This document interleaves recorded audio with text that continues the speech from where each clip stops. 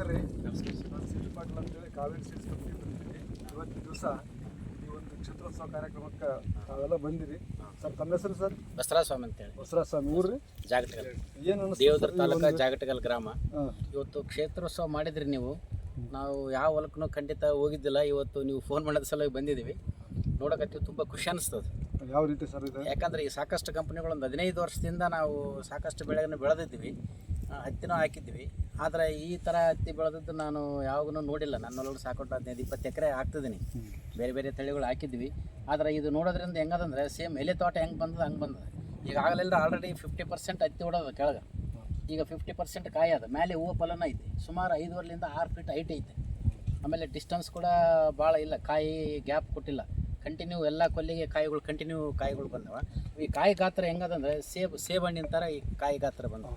ಸುಮಾರು ನಾವು ಈ ಹತ್ತಿ ತೆಗೆದು ನೋಡಿದಾಗ 8ರಿಂದ 9 ಕಾಳುಗಳು ಅದಾವೆ. 50-60% 9 ಕಾಳು ಬರ್ತಾವೆ, ಒಂದು 40% ಒಂದು 8 ಕಾಳುಗಳು ಬರ್ತವೆ. ತುಳಿ ಹೆಂಗಂದ್ರೆ ಬಿಡಿಸ್ಲಿಕ್ಕೆ ತುಂಬ ಈಜಿ ಅದ.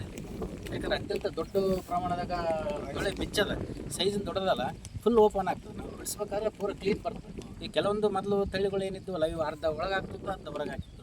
ಆಮೇಲೆ ಈ ಸೊರಗು ರೋಗ ಏನೈತಿ, ಕಾಯಿ ಒಣಗೋದು. ಆ ಕಾಯಿ ಒಣಗೋದು ಅತ್ಯಂತ ಇಲ್ಲಿ ಕಡಿಮೆ ಪ್ರಮಾಣ, ಕಾಣಿಸ್ತಾನೆ ಇಲ್ಲ. ಅದು ಕಾಣಿಸ್ತಾ ಇಲ್ಲ.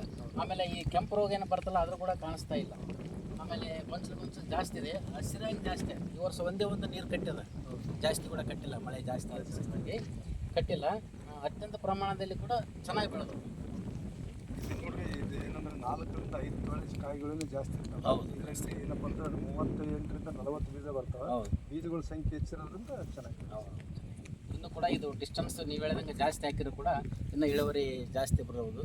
12ರಿಂದ 15 ಕ್ವಿಂಟಲ್ ನಾವು ಬೆಳ್ತಾ ಇದ್ವಿ.